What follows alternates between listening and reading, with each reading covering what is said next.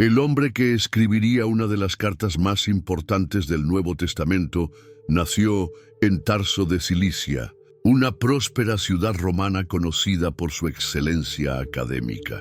En Hechos 22:3, él mismo nos cuenta sobre su origen. Yo soy judío, nacido en Tarso de Cilicia, pero criado en esta ciudad, instruido a los pies de Gamaliel en toda la rigurosidad de la ley de nuestros padres, siendo celoso de Dios. Su nombre original era Saulo y recibió una educación excepcional. Estudió con Gamaliel, uno de los maestros judíos más respetados de la época y nieto del famoso rabino Hillel.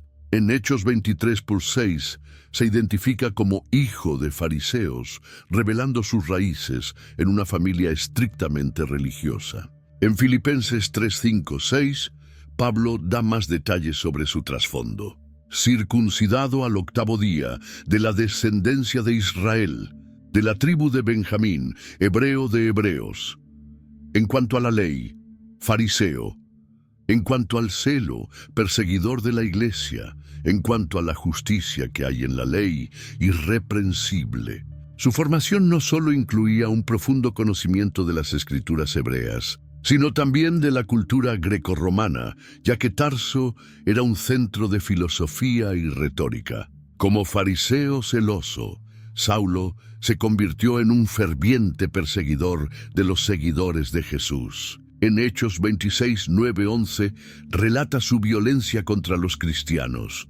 Yo ciertamente había pensado que debía hacer muchas cosas contra el nombre de Jesús de Nazaret, lo cual también hice en Jerusalén. Con la autoridad de los principales sacerdotes, encerré a muchos de los santos en las cárceles, y cuando los mataban, yo daba mi voto contra ellos.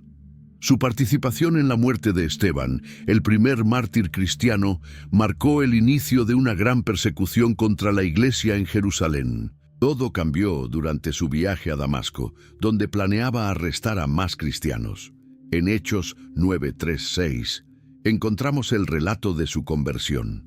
Y al ir por el camino, sucedió que al llegar cerca de Damasco, de repente le rodeó un resplandor de luz del cielo. Y cayendo al suelo, oyó una voz que le decía: «Saulo, Saulo, ¿por qué me persigues?». Este encuentro con Jesús transformó completamente su vida. Después de 3 días de ceguera en Damasco, Saulo recibió la visita de Ananías, quien lo bautizó. Inmediatamente comenzó a predicar en las sinagogas que Jesús es el Hijo de Dios, como se relata en Hechos 9:20. Luego partió hacia Arabia, donde pasó 3 años recibiendo revelaciones directas de Cristo sobre el evangelio que predicaría a los gentiles. Al regresar a Damasco, enfrentó su primera persecución como cristiano, teniendo que escapar de la ciudad bajado en un cesto por el muro durante la noche. En Jerusalén, los discípulos inicialmente lo temían, pero Bernabé lo presentó a los apóstoles, confirmando su conversión. Nuevamente perseguido, fue enviado a Tarso, su ciudad natal. Años después, Bernabé lo buscó para ayudar en la iglesia de Antioquía, que crecía rápidamente con la conversión de gentiles. Fue en Antioquía donde los discípulos fueron llamados cristianos por primera vez, y desde esta iglesia Pablo y Bernabé fueron enviados en su primer viaje misionero, según Hechos 13:1-3. Durante este primer viaje, Pablo y Bernabé establecieron iglesias en varias ciudades de la región de Galacia. En Antioquía de Pisidia, el apóstol predicó en la sinagoga 2 sábados consecutivos, ganando muchos conversos, pero también enfrentando una fuerte oposición de los judíos. En Iconio se repitió el mismo patrón: gran receptividad al evangelio seguida de persecución. En Listra, después de curar a un paralítico, Pablo y Bernabé fueron confundidos con dioses, pero poco después Pablo fue apedreado y dejado como muerto fuera de la ciudad. A pesar de las intensas persecuciones, regresaron a estas ciudades animando a los discípulos y exhortándolos a permanecer en la fe, como se menciona en Hechos 14:22. Al final de este viaje, volvieron a Antioquía de Siria, de donde habían partido, relatando cómo Dios había abierto la puerta de la fe a los gentiles. Posteriormente, Pablo participó en el importante Concilio de Jerusalén, registrado en Hechos 15, donde se discutió la relación entre los gentiles convertidos y la ley mosaica. El concilio decidió que los gentiles no necesitaban ser circuncidados ni guardar la ley de Moisés para ser salvos, decisión que fue comunicada a las iglesias por carta. Después de este concilio, Pablo inició su segundo viaje misionero, esta vez acompañado por Silas. En este viaje, revisó las iglesias de Galacia para entregar las decisiones del Concilio de Jerusalén y fortalecerlas en la fe. En algún momento después de esta visita, Pablo recibió noticias preocupantes sobre estas iglesias. Falsos maestros habían llegado enseñando que los gentiles convertidos necesitaban ser circuncidados y guardar la ley de Moisés para ser verdaderamente salvos. Después de fundar las iglesias en la región de Galacia durante su primer viaje misionero y recibir noticias preocupantes sobre la infiltración de falsos maestros, Pablo inicia su carta con una característica única y notable. A diferencia de todas sus otras epístolas, no hay una sección de agradecimiento o alabanza después del saludo inicial.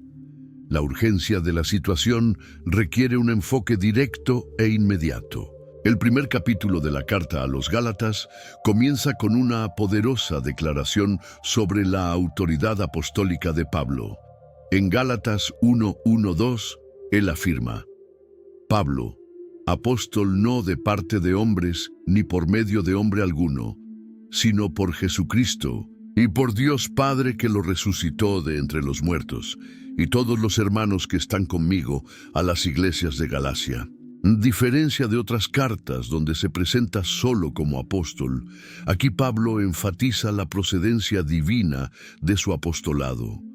El saludo en Gálatas 1:3-5 también es significativo. Gracia y paz a vosotros de parte de Dios nuestro Padre y del Señor Jesucristo, quien se dio a sí mismo por nuestros pecados para librarnos de este mundo perverso, según la voluntad de nuestro Dios y Padre, a quien sea la gloria por los siglos de los siglos.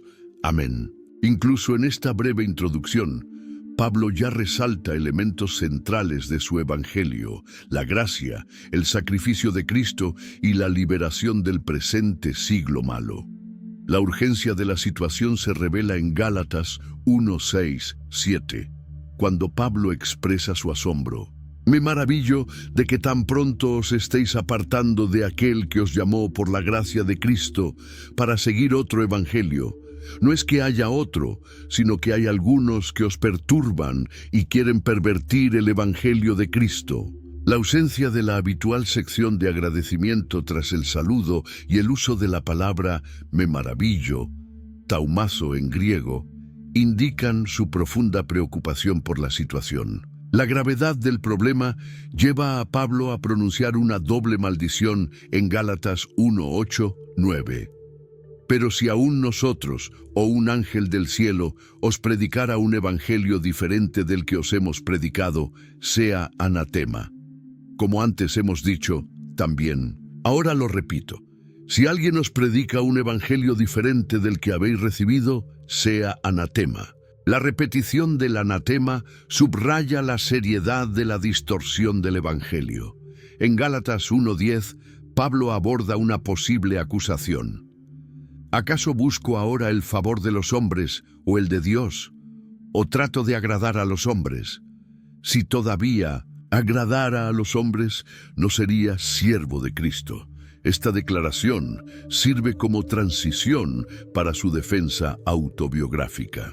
La procedencia divina del Evangelio es afirmada categóricamente en Gálatas 1:11-12. Os hago saber, hermanos, que el evangelio que fue anunciado por mí no es según hombre alguno, porque ni lo recibí ni lo aprendí de hombre alguno, sino por revelación de Jesucristo. Esta es la tesis central que Pablo defenderá con su narración personal. En Gálatas 1:13-14, Pablo recuerda su pasado en el judaísmo. Porque habéis oído acerca de mi conducta anterior en el judaísmo, cómo perseguía sobremanera a la iglesia de Dios y la devastaba. Y en mi nación aventajaba en judaísmo a muchos de mi edad, siendo extremadamente celoso de las tradiciones de mis padres. Este trasfondo establece que Pablo no tenía una predisposición natural para aceptar el Evangelio. La iniciativa divina en su conversión se destaca en Gálatas 1:15-16.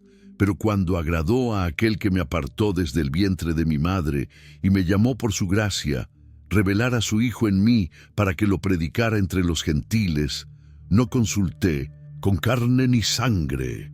La expresión carne ni sangre es un hebraísmo que se refiere a seres humanos. Pablo detalla entonces sus movimientos tras la conversión. En Gálatas 1:17 afirma: «Ni subí a Jerusalén para los que ya eran apóstoles antes de mí, sino que fui a Arabia y volví de nuevo a Damasco». Este período en Arabia duró 3 años, como menciona en Gálatas 1:18-19. Después, pasados 3 años, subí a Jerusalén para ver a Cefas, y permanecí con él 15 días. Pero no vi a ningún otro de los apóstoles, sino a Jacobo, el hermano del Señor. La veracidad de su relato es enfatizada con un juramento solemne en Gálatas 1:20. En lo que os escribo, he aquí que delante de Dios testifico que no miento. Pablo concluye esta sección en Gálatas 1:21-24, mencionando su ministerio inicial. Después fui a las regiones de Siria y de Cilicia, y no era conocido de vista por las iglesias de Judea que están en Cristo. Solamente habían oído decir: aquel que antes nos perseguía, ahora predica la fe que en otro tiempo procuraba destruir, y glorificaban a Dios en mí. Esta primera parte de la carta establece 2 puntos fundamentales: la autoridad apostólica de Pablo y la procedencia divina de su evangelio. El apóstol demuestra que su mensaje no es una variación humana del evangelio, sino la revelación directa de Jesucristo. Su propia historia, de perseguidor ferviente a predicador perseguido, sirve como evidencia de la autenticidad de su conversión y llamado. El testimonio de las iglesias de Judea, que glorificaban a Dios por su transformación, ofrece una validación externa para su ministerio. La estructura cuidadosa de esta sección, comenzando con la afirmación de su autoridad apostólica y terminando con el reconocimiento de las iglesias de Judea, prepara el terreno para los argumentos teológicos más profundos que seguirán. Pablo necesitaba establecer su credibilidad antes de confrontar los errores doctrinales que amenazaban a las iglesias de Galacia.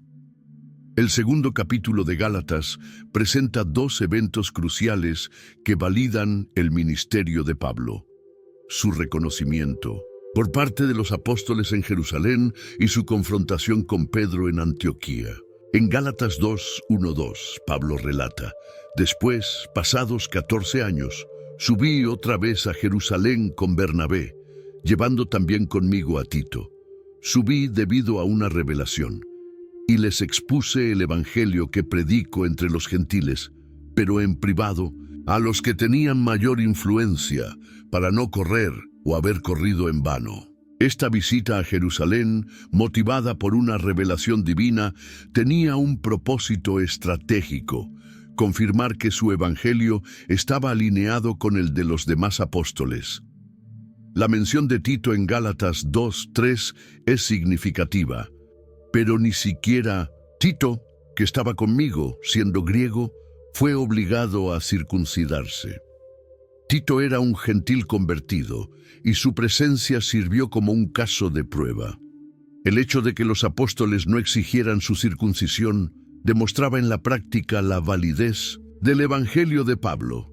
Pablo menciona entonces en Gálatas 2:4-5 la razón para esta discusión. Y esto a pesar de los falsos hermanos que se infiltraron para espiar nuestra libertad que tenemos en Cristo Jesús, con el fin de esclavizarnos, a los cuales ni por un momento nos sometimos para que la verdad del Evangelio permaneciera con ustedes. Estos falsos hermanos eran probablemente judíos cristianos que insistían en que los gentiles convertidos debían someterse a la ley mosaica. El reconocimiento apostólico se confirma en Gálatas 2, 6, 8. Y en cuanto a los que parecían ser algo, lo que hayan sido en otro tiempo no me importa. Dios no hace acepción de personas. Esos digo que parecían ser algo, nada me añadieron. Al contrario, cuando vieron que el evangelio de la incircuncisión me había sido encomendado, como a Pedro el de la circuncisión, porque el que obró eficazmente en Pedro para el apostolado de la circuncisión, también obró eficazmente en mí para con los gentiles. Este reconocimiento queda sellado en Gálatas 2, 9, 10. Y reconociendo Jacobo, Cefas y Juan, que eran considerados como columnas, la gracia que me había sido dada, nos dieron la mano derecha en señal de compañerismo a mí y a Bernabé, para que nosotros fuésemos a los gentiles, y ellos a los de la circuncisión. Solo nos pidieron que nos acordáramos de los pobres, lo cual también procuré hacer con diligencia. El apretón de manos simbolizaba un acuerdo formal que reconocía la legitimidad del ministerio de Pablo entre los gentiles. La narrativa cambia entonces a un incidente posterior en Antioquía. En Gálatas 2, 11, 12, Pablo relata: Pero cuando Cefas vino a Antioquía, me opuse a él cara a cara, porque era de condenar. Pues antes que vinieran algunos de parte de Jacobo, comía con los gentiles, pero después que vinieron, se retraía y se apartaba, temiendo a los de la circuncisión. Pedro, quien antes comía libremente con los gentiles, cambió su comportamiento cuando llegaron ciertos judíos cristianos de Jerusalén. La gravedad de esta hipocresía se destaca en Gálatas 2:13, y con él disimularon también los otros judíos, de modo que hasta Bernabé fue llevado por su hipocresía. El término hipocresía, hipocrisis en griego, indica una incongruencia entre creencia y práctica. El hecho de que incluso Bernabé, compañero de Pablo en las misiones a los gentiles, se dejara influir, muestra el poder de esta presión social. Pablo describe su confrontación pública con Pedro en Gálatas 2:14. Pero cuando vi que no andaban rectamente conforme a la verdad del Evangelio, dije a Cefas delante de todos: Si tú, siendo judío, vives como los gentiles y no como judío, ¿por qué obligas a los gentiles a vivir como judíos? La cuestión no era solo sobre hábitos alimenticios, sino sobre la propia naturaleza del Evangelio. Esta confrontación lleva a una de las declaraciones más importantes sobre la justificación por la fe en toda la Biblia. En Gálatas 2:15-16, Pablo afirma: Nosotros, que somos judíos de nacimiento y no pecadores de entre los gentiles, sabiendo que el hombre no es justificado por las obras de la ley, sino por la fe en Jesucristo. También nosotros hemos creído en Jesucristo, para ser justificados por la fe en Cristo y no por las obras de la ley, porque por las obras de la ley nadie será justificado. Pablo aborda entonces una posible objeción en Gálatas 2:17-18. Si buscando ser justificados en Cristo, también nosotros mismos somos hallados pecadores, ¿es por eso Cristo ministro de pecado? De ninguna manera. Porque si vuelvo a edificar lo que destruí, me hago transgresor. Argumenta que volver a la ley después de ser justificado por la fe sería admitir que la obra de Cristo es insuficiente. La conclusión de esta sección, en Gálatas 2:19-21, presenta la experiencia personal de Pablo con la ley y la gracia. Porque yo por la ley soy muerto para la ley, a fin de vivir para Dios. Con Cristo estoy juntamente crucificado, y ya no vivo yo, sino que Cristo vive en mí, y lo que ahora vivo en la carne, lo vivo en la fe del Hijo de Dios, el cual me amó y se entregó a sí mismo por mí.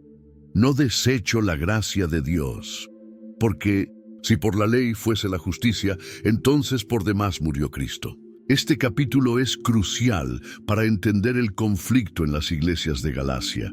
El reconocimiento del ministerio de Pablo por parte de los apóstoles en Jerusalén y su confrontación con Pedro en Antioquía demuestran que el Evangelio de la Gracia no era una versión diluida o inferior del cristianismo.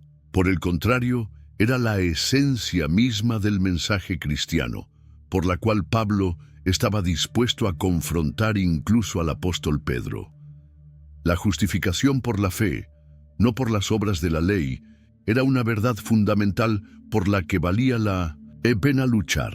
El incidente en Antioquía también revela cómo las presiones sociales y culturales pueden llevar incluso a líderes experimentados a comprometer la verdad del Evangelio. El coraje de Pablo al confrontar públicamente esta hipocresía demuestra que la pureza del Evangelio es más importante que la armonía superficial o el estatus personal. Su declaración final sobre estar crucificado con Cristo establece el fundamento teológico para la vida cristiana. No se vive bajo la ley, sino por la fe en el Hijo de Dios. Pablo comienza el tercer capítulo con una reprensión enfática a los Gálatas. En Gálatas 3:1 exclama: «Oh Gálatas insensatos, ¿quién os fascinó para no obedecer a la verdad, a vosotros, ante cuyos ojos Jesucristo fue presentado ya como crucificado?» El término fascinó, evaskanen en 1900 griego, sugiere una especie de hechizo o encantamiento, indicando que los Gálatas estaban siendo irracionalmente seducidos por falsas enseñanzas. En Gálatas 3:2-5, Pablo presenta una serie de preguntas retóricas basadas en la experiencia de los propios Gálatas. Esto solo quiero saber de vosotros. ¿Recibisteis el Espíritu por las obras de la ley o por el oír con fe? Tan insensatos ¿sois? Habiendo comenzado por el Espíritu, ¿ahora vais a acabar por la carne? Tantas cosas padecisteis en vano, si es que realmente fue en vano. Aquel, pues, que os da el Espíritu y hace milagros entre vosotros, ¿lo hace por las obras de la ley o por el oír con fe? Estas preguntas le recuerdan a los Gálatas que su experiencia inicial con el Espíritu Santo vino por la fe, no por la observancia de la ley. Pablo luego introduce el ejemplo crucial de Abraham en Gálatas 3:6-9. Así Abraham creyó a Dios y le fue contado por justicia. Sabed, por tanto, que los que son de fe, estos son hijos de Abraham. Y la Escritura, previendo que Dios había de justificar por la fe a los gentiles, dio de antemano la buena nueva a Abraham, diciendo: «En ti serán benditas todas las naciones», de modo que los que son de fe son bendecidos con el creyente Abraham. Este argumento es fundamental porque demuestra que la justificación por la fe no era una novedad, sino que existía desde Abraham, mucho antes de la ley. La maldición de la ley es abordada en Gálatas 3:10-12. Porque todos los que dependen de las obras de la ley están bajo maldición. Pues escrito está: «Maldito todo aquel que no permaneciere en todas las cosas escritas en el libro de la ley para hacerlas». Y que por la ley ninguno se justifica para con Dios, es evidente, porque el justo por la fe vivirá. Y la ley no es de fe, sino que dice: «El que hiciere estas cosas, vivirá por ellas». La redención de Cristo es presentada en Gálatas 3:13-14. Cristo nos redimió de la maldición de la ley, hecho por nosotros maldición, porque está escrito: «Maldito todo el que es colgado en un madero», para que en Cristo Jesús la bendición de Abraham alcanzase a los gentiles, a fin de que por la fe recibiésemos la promesa del Espíritu. Pablo, Utiliza entonces una analogía del derecho civil en Gálatas 3, 15, 18. Hermanos, hablo en términos humanos. Un pacto, aunque sea de hombre, una vez ratificado, nadie lo invalida ni le añade. Ahora bien, a Abraham fueron hechas las promesas y a su descendencia. No dice, y a las descendencias, como si hablase de muchos, sino como de uno, y a tu descendencia, la cual es Cristo. Esto pues, digo, el pacto previamente ratificado por Dios para con Cristo, la ley que vino 430 años después, no lo abroga para invalidar la promesa. Porque si la herencia es por la ley, ya no es por la promesa, pero Dios la concedió a Abraham mediante la promesa. El propósito de la ley es explicado en Gálatas 3, 19, 22. Entonces, ¿para qué sirve la ley? Fue añadida a causa de las transgresiones, hasta que viniese la descendencia a quien fue hecha la promesa, y fue ordenada por medio de ángeles en mano de un mediador. Y el mediador no lo es de uno solo, pero Dios es uno. ¿Luego la ley es contraria a las promesas de Dios? En ninguna manera. Porque si la ley dada pudiera vivificar, la justicia fuera verdaderamente por la ley. Pero la Escritura lo encerró todo, bajo pecado, para que la promesa que es por la fe en Jesucristo fuese dada a los creyentes. La metáfora del pedagogo es presentada en Gálatas 3, 23, 25. Pero antes que viniese la fe, estábamos confinados bajo la ley, encerrados para aquella fe que iba a ser revelada. De manera que la ley ha sido nuestro ayo para llevarnos a Cristo, a fin de que fuésemos justificados por la fe. Pero venida la fe, ya no estamos bajo ayo. El término ayo, pedagogos en griego, se refería al esclavo encargado de supervisar y disciplinar a un niño hasta su madurez. El capítulo concluye con una declaración poderosa sobre la unidad en Cristo en Gálatas 3, 26, 29. Porque todos sois hijos de Dios por la fe en Cristo Jesús. Porque todos los que habéis sido bautizados en Cristo, de Cristo estáis revestidos. Ya no hay judío ni griego, no hay esclavo ni libre, no hay hombre ni mujer, porque todos vosotros sois uno en Cristo Jesús. Y si vosotros sois de Cristo, ciertamente linaje de Abraham sois, y herederos según la promesa. Este capítulo es central para la argumentación teológica de Pablo. Establece varios puntos cruciales. Primero, que la justificación por la fe es demostrada por la experiencia de los propios Gálatas con el Espíritu Santo. Segundo, que está fundamentada en el ejemplo de Abraham, quien fue justificado por la fe antes de la ley. Tercero, que la ley no puede justificar, sino que sirve para mostrar nuestra necesidad de Cristo.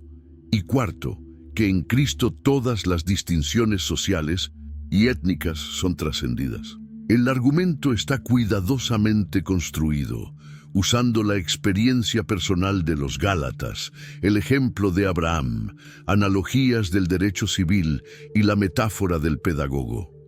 Pablo demuestra que la ley nunca fue destinada a ser un medio de justificación, sino un tutor temporal para llevar a las personas a Cristo.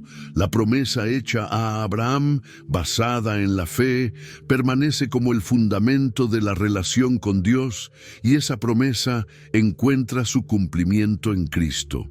La conclusión del capítulo, enfatizando la unidad en Cristo que trasciende todas las barreras sociales, culturales y étnicas, muestra que el Evangelio de la Gracia no solo justifica individualmente, sino que también crea una nueva comunidad donde las antiguas distinciones no tienen relevancia salvadora.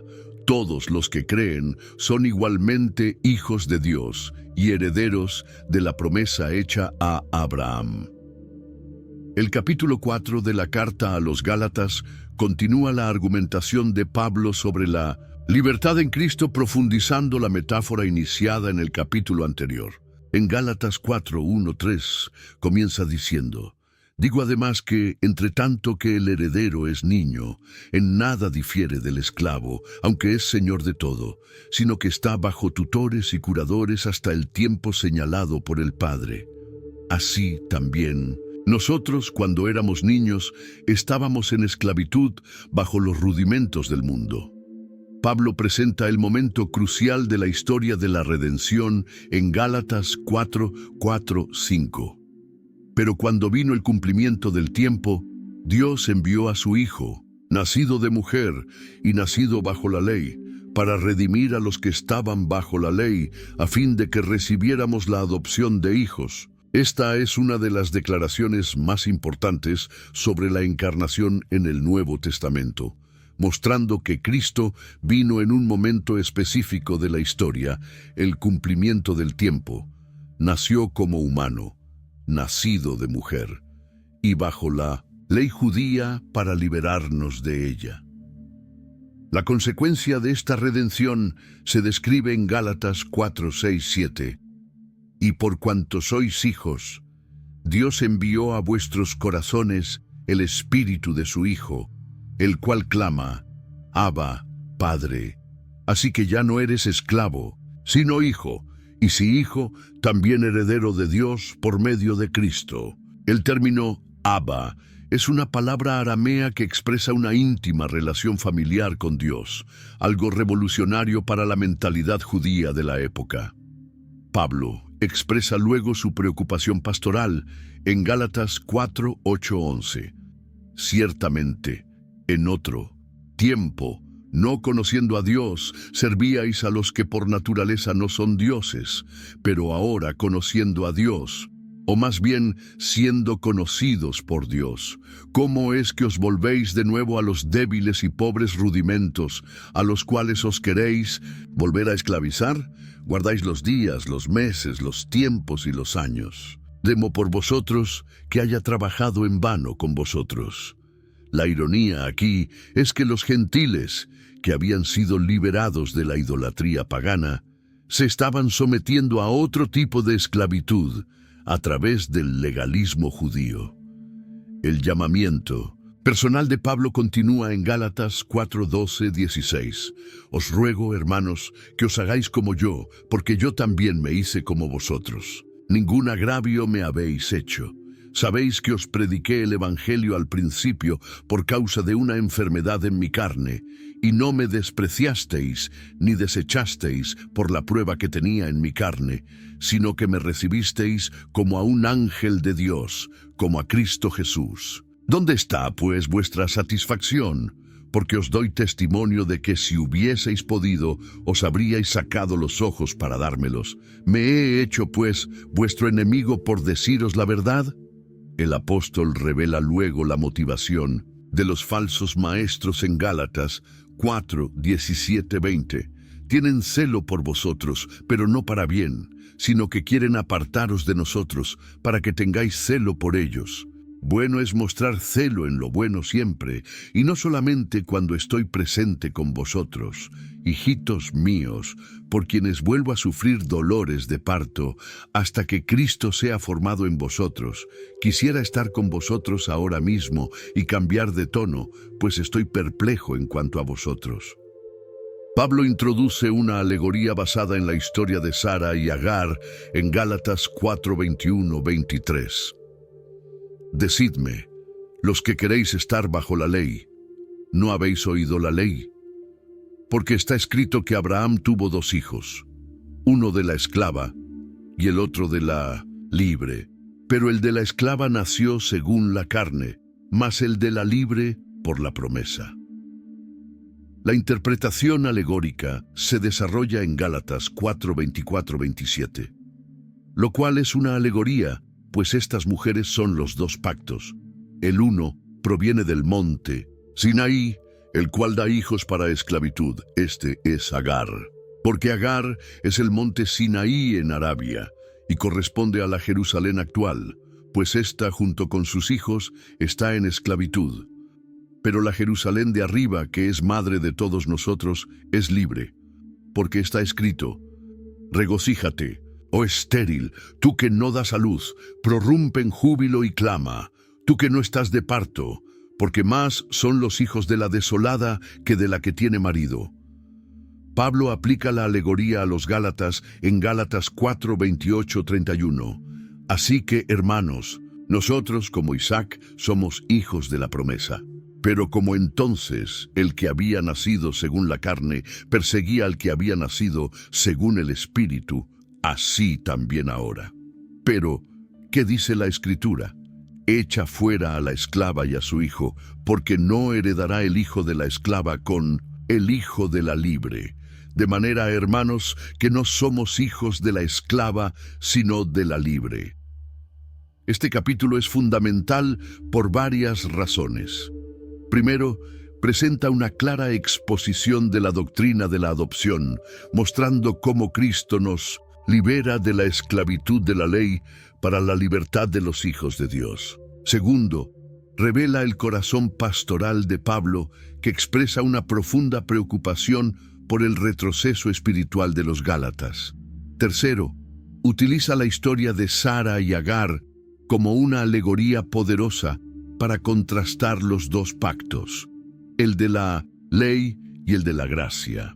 El argumento de Pablo demuestra que volver a la ley después de conocer la libertad en Cristo es como un hijo adoptado que elige voluntariamente regresar a la esclavitud. Enfatiza que la verdadera libertad no está en someterse a reglas y regulaciones externas, sino en vivir como hijos amados de Dios, guiados por el Espíritu. La alegoría de Sara y Agar es particularmente efectiva porque utiliza la propia historia sagrada de los judíos para mostrar la superioridad del pacto de la gracia sobre el de la ley. Los hijos de la promesa, como Isaac, representan a aquellos que confían en la gracia de Dios, mientras que los hijos de la esclava representan a los que confían en las obras de la ley. La conclusión del capítulo es un llamado decisivo a abrazar la libertad en Cristo y rechazar la esclavitud de la ley. Pablo deja claro que no puede haber compromiso entre los dos sistemas: o somos hijos de la esclava, la ley, o de la libre, la gracia. Esta elección tiene implicaciones profundas, no solo para la teología, sino para toda la vida cristiana. El capítulo final de la carta a los Gálatas comienza con una poderosa declaración sobre la libertad cristiana. En Gálatas 5:1, Pablo proclama: «Para libertad nos libertó Cristo. Estad pues firmes y no os sometáis otra vez al yugo de esclavitud». Esta afirmación sirve como puente entre la argumentación teológica previa y las implicaciones prácticas que seguirán. Pablo aborda directamente el tema de la circuncisión en Gálatas 5:2-4.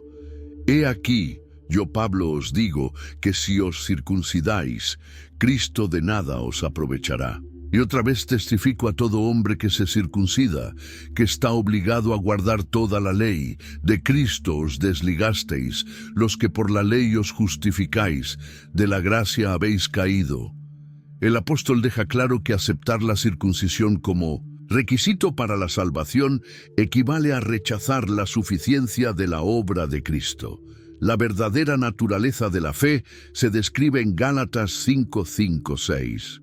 Porque nosotros, por el Espíritu, aguardamos por fe la esperanza de la justicia, porque en 1900 Cristo Jesús, ni la circuncisión ni la incircuncisión valen algo, sino la fe que obra por el amor. Esta es una declaración fundamental que muestra cómo la fe genuina siempre se expresa a través del amor. Pablo usa una metáfora atlética en Gálatas 5:7-12. «Vosotros corríais bien.